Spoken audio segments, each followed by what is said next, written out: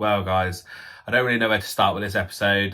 This one was meant to be the Dyno episode where we were going up to stealth racing. We were going to have the car remapped again to get the sort of 480 to 500 brake horsepower map. So the reason why you're seeing me now and not the car on the rolling road and doing loads of things is because we had a problem. And I want to just address what the problem was for you guys, just keep you updated. And then it's also rebooked at the end of March to have the same map done again once I fix the problem that we were having.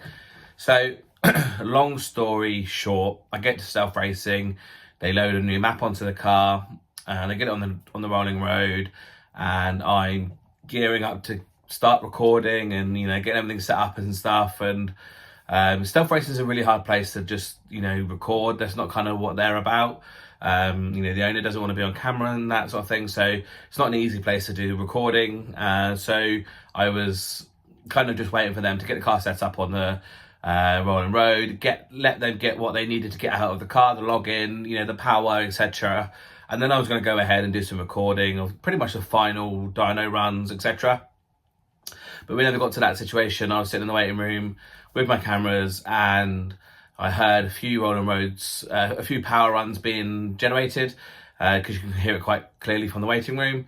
And then they sent me a video, which was obviously my car on the dyno. And you'll see that clip. You've already seen that clip at the beginning of the video, and obviously I'll show it again now.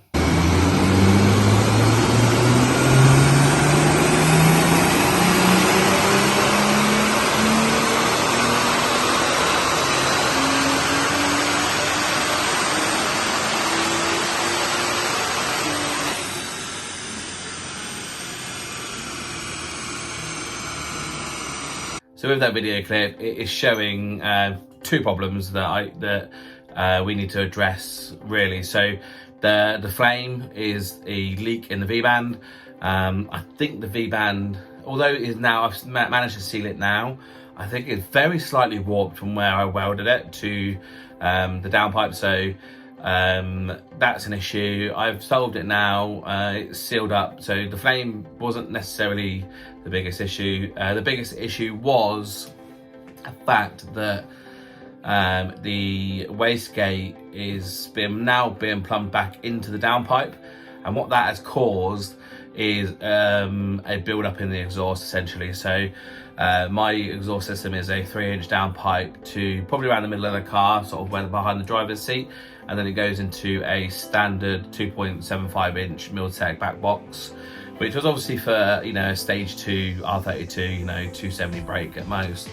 Now, we never really thought this would be a problem. I never thought it would be a problem, but with the added, because before, the first time we did the rolling road and in the power runs and the mapping, you guys would have seen I had a screamer pipe, so all that extra exhaust gas that was being vented into its own little pipe away from the exhaust.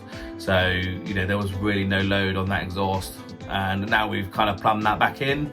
We've created a lot more load on that exhaust, so it just can't flow enough to get the exhaust gases out of the car. So you've heard me complain about how quiet the exhaust is, and that's the reason. It's restrictive. So we couldn't get the power we wanted. We could only get up to 410 horsepower, and I'll show you the dyno graph on here just now. And as you can see, that the power of the green line actually plateaus off, so it goes up to 410 and just plateaus. And what that's telling us is that it's being restricted by something. So that's the most power that we can be produced. So on the orange line, you'll see that's someone else's car. And I'll take you through the graph in more detail, but essentially you've got the orange line is torque, power and boost.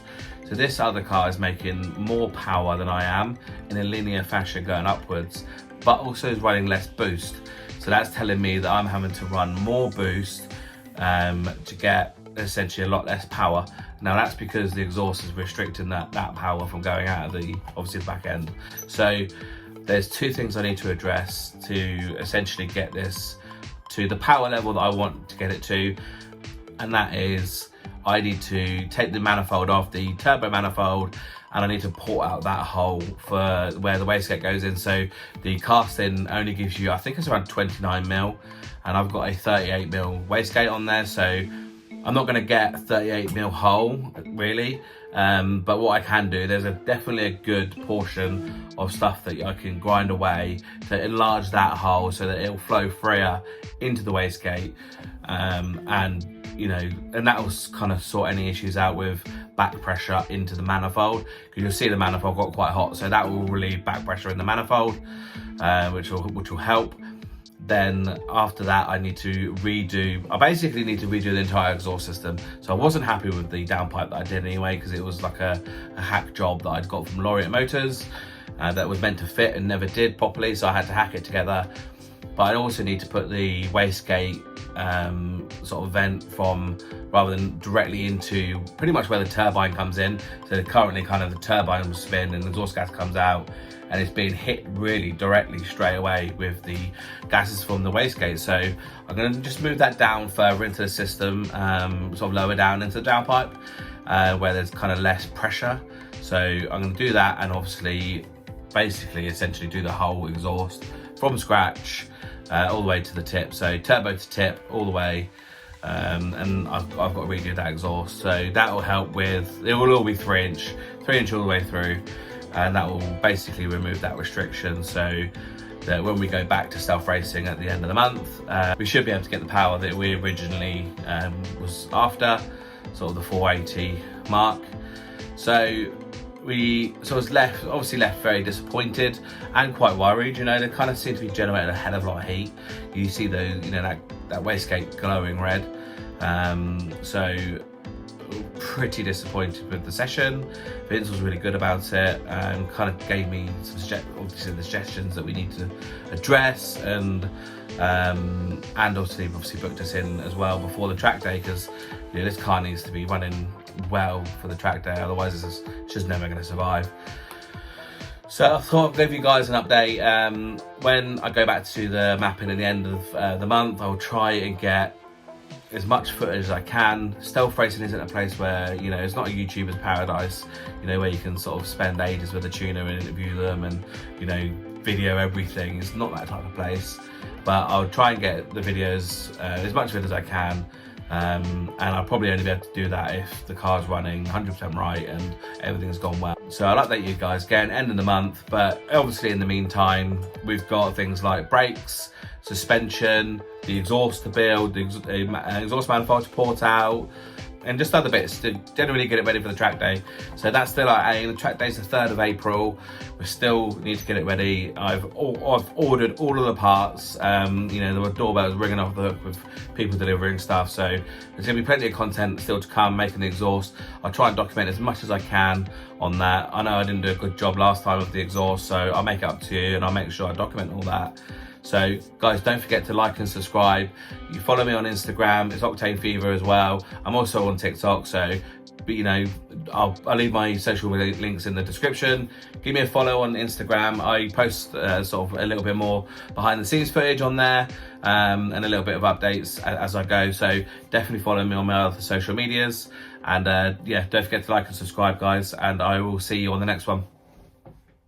I know you told your friend you're not okay, and tell me what's wrong and why you never said you felt that way. And guess you're trying